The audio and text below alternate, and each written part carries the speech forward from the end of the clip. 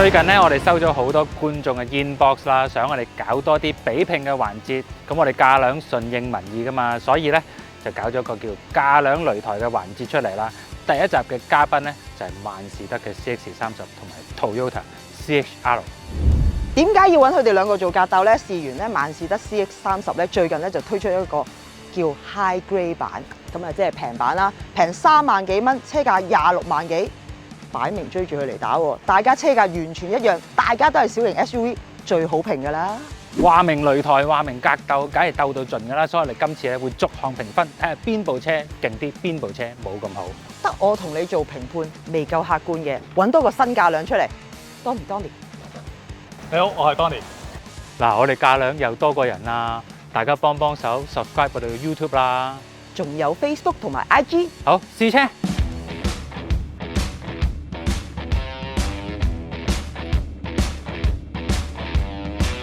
先講講兩位參賽者嘅規格先啦。萬事得 CX30咧就採用全新萬事得3嘅底盤嘅，不過咧引擎咧就沿用大家都相當熟悉㗎啦，2公升 Skyactiv G 引擎，6速波箱前驅，馬力165匹，扭力213 Nm。呢個最大嘅賣點咧就係佢係 Made in Japan 嘅，不過 High Grade 版當然要少咗啲 option 啦。咁啊最主要就冇咗呢個 iActive Sense 嘅安全系統啦，咁啊冇咗個360鏡頭，不過一樣有後拍鏡嘅，同埋冇咗啲 Lane Keeping 啊嗰啲嘢啦，仲有冇咗 Bose 音響啦、電尾門咧，同埋天窗嘅接力，嚟接力，係接力！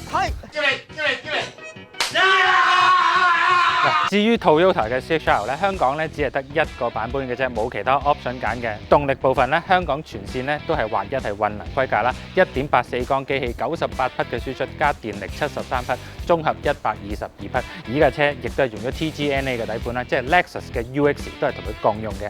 Made in邊度？雖然佢係日本品牌，但係佢係土耳其製造。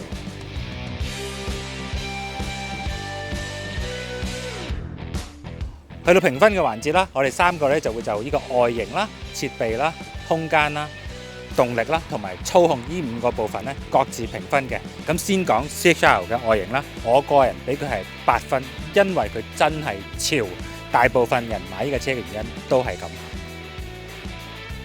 對於我啦 ，CHR 咧我會俾都係8分。我特別中意佢嘅車尾設計，同埋佢個尾門嗰個手環隱藏式咧係靚仔嘅。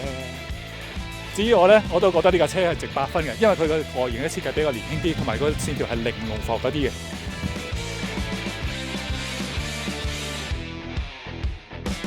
至於 CX30 嘅外形咧，我嘅評分係7分，因為佢似萬事得3，靚仔嘅，不過就低調啲。我同樣都係俾7分嘅，因為其實咧佢呢條粗膠邊咧，如果襯淺色車身咧，成件事咧個感覺好流線嘅。中意低調嘅車主咧，我諗會揀 CX30嘅。至於我咧，我都係俾佢8分嘅，因為我中意佢個運動設計。咁我尤其是夜晚咧，個頭尾燈咧係好突出嘅，你老遠都知道係個萬事得出品。至於 CHR 嘅設備上邊咧，我嘅評分係6分，因為咧個車廂比較膠感咗少少，同埋咧呢個機頭咧係外置式嘅，就唔係真係原廠標煙嘅，咁要扣少少分。我自己睇法有少少唔同嘅，我咧都會俾佢7分嘅，因為我自己幾中意佢車廂內籠嘅設計嘅。咁其次啦，佢基本嘅配備都有齊啊 ，keyless 啊，後拍鏡都有啦。唯一扣分嘅地方就係條 link 細一啲，得17寸，同埋後排冇封口咯。我都係俾呢架車嘅配置係6分，因為個機頭關係咧，喺個軚盤度冇得遙控嗰個音響啦，一定要篤佢嗰個機頭先去校到啦。同埋佢嗰個整體嗰個設計感覺咧，相比嘅 CX30咧係冇咁高級嘅。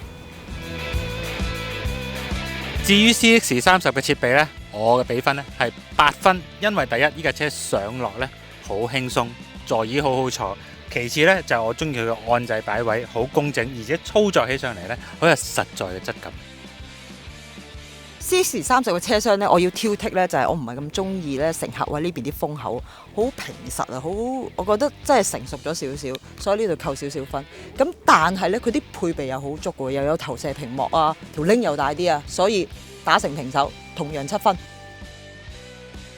CX30設備方面咧，我都俾佢8分嘅，因為佢個用料咧比較高級啲啦，同埋整體設計咧會好舒服嘅，好似有個返屋企嘅感覺。嗱，咁 CHR 咧個後座 leg room 咧就係21.5 cm，第一個坐嘅感覺咧，哇！我我要褪前少少個膊頭先至冇咁貼喎。係中軸咧係底係舒服啲嘅擺腳位，不過咧冇風口咧，而家大熱天時咧係有啲焗促㗎啦，開始 feel 到。個頭頂位呢度就少啲啊，所以要耷低頭啦。而且個窗咧比較細，所以呢度好局促下。至於空間方面咧 ，CHR 咧我會俾6分嘅。前座咧就同左右乘客比較貼啦，後座就直情有少少幽閉嘅，尤其是個側窗啦，咁所以要扣少少分。我會俾佢咧就7分，因為咧我自己覺得咧尾箱大好緊要，佢尾箱夠大夠深。咁雖然後排爭啲，但係算啦，都唔係成日有人坐嘅。CHR 個空間咧，我俾咗6分。主要扣分方面咧，就係佢個後排。咁啊，隻車門咧開啟角度又唔夠大，上落好遠踢到腳，同埋佢個後排空間實在都係細個㗎 CX30，坐落去唔舒服，同埋個車廂細，好幽閉。咁 CX30咧個 leg room 咧，我哋度出嚟咧就係29 cm， 我覺得都 OK。阿詹你坐中間咧？佢個中軸咧比較高少少嘅，咁但係又未至於好離譜嗰啲，佢已經盡量矮咗㗎啦。咁啊，我覺得可以嘅，同埋佢有冷氣風口嘅，同埋咧，我覺得一個膊位還可以喎，比我想象中。我就喂，最高你頂頭。冇問題，唔頂頭。而且呢個窗咧比較大啲，咁啊比較開揚啲。至於 CX30咧，空間上邊咧，我俾7分，因為喺後排空間同埋行李箱嘅空間咧，佢都唔係話非常之闊，但係咧啲嘢夠晒平均，而且咧佢個坐姿咧係真係舒適嘅，諗過度過嘅。唔錯。空間方面咧，我會俾佢6分，因為咧我覺得尾箱咧對於好多女士嚟講係重要㗎，擠好多嘢落去嘅，佢嘥咗啲位擺士啤呔啊，拎走佢啊嘛。CX30個空間咧，我俾佢8分嘅，因為就算我咁高嘅人坐到前座後座，都覺得係夠闊落、夠開揚嘅。咁細架啲 SUV，你仲想點啊？至於動力部分咧 ，CHR 咧，我個評分咧，我會俾6分。因為咧佢嘅馬力咧雖然細，但因為佢係油電混合啦，咁佢個好處咧就係起步相當之明快。但係扣分嘅地方咧就係運能系統啦，同埋個波箱啦，都會有明顯嘅嘈吵，略影響舒適性。喺動力方面咧，我覺得 CHR 咧分數幾高嘅，有8分。因為我自己幾中意混能引擎，有電摩打幫你推一推，起步上斜嗰下，雖然得120幾匹，但係感覺好爽嘅。加上混能引擎油費慳好多喎，每公里都係7毫零紙到，平過 CX30好多喎，所以有8分。CHR 個動力咧，我俾咗6分嘅，因為佢用咗 CVT 波箱啦，冇加價波啦，所以加速方面咧冇咁實在，冇咁得心應手。CX30嘅動力部分咧，我會俾7分啦。其實佢係一台好普通嘅2公升機器，加一個冇乜特別嘅6速波箱啦。但係組合出嚟咧，呢套動力嘅組合咧，有一個好暢順嘅操作感，啲嘢好自然嘅。但係咧佢嘅起圍反應咧唔係好大，因為佢拎比較大啦，所以扣咗少少分。CX30咧嗰個Sky Active G 引擎咧，咁啊因為冇 turbo 啦。嚟得咧比較線性嘅，咁所以咧以我比較中意急嘅性格咧，我就會欣賞 CHR 嘅加速力多啲嘅。佢咧往往要去到4-5千轉咧先有力慢慢湧出嚟俾你嘅，所以咧動力方面咧，我會俾佢7分啦。CX30嗰個動力咧，我俾佢8分嘅，因為就算只係一個 NA 嘅2公升引擎咧，都有160匹，加埋個6前速波箱咧。個加速反應係比較敏捷啲。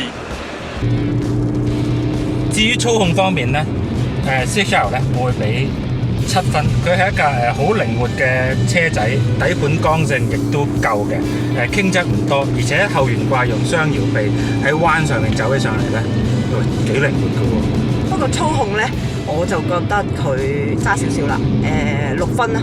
我欣賞佢嗰個靈活性嘅，周圍切啊、轉向啊嗰種輕巧咧，感覺好好嘅。不過咧，個人覺得咧個重心咧高少少 ，body roll 咧相對大啲。CHR 個操控咧，我俾佢6分嘅，因為佢個避震偏向舒適，相對個 CX30咧喺彎裏邊冇咁穩定。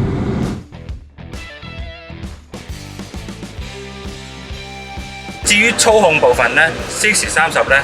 我會俾好高嘅9分，因為呢架車行起上嚟車架真係好硬淨，硬淨得嚟好寧靜，懸掛調校好好，成架車有駕駛態度。操控方面咧，我又覺得佢優勝過 CX-5啦，因為咧佢入急彎嗰陣時咧，個感覺咧係沉好多嘅，即係咬得住啲彎多啲嘅。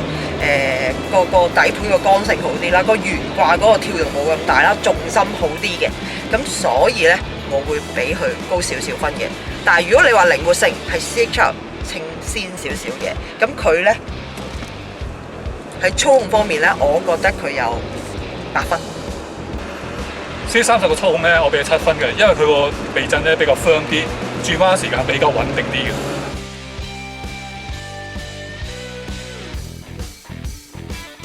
幾好分未啊？結果係點啊？經過重重得會計師樓核數咧，分數已經喺我手啦，係咪好緊張咧？俾啲音樂我。CX-5係有101分，至於 CX-30係有112分㗎。嗱咁咧，即係話今次我哋駕兩嘅擂台咧，就由 CX-30贏咗啦。但係咧呢個數字咧係我哋主觀嘅評分，就並唔反映實際嘅銷售數字喎。但係希望咧都可以俾各位嘅觀眾一個參考啦。下一個擂台再見啦，拜拜。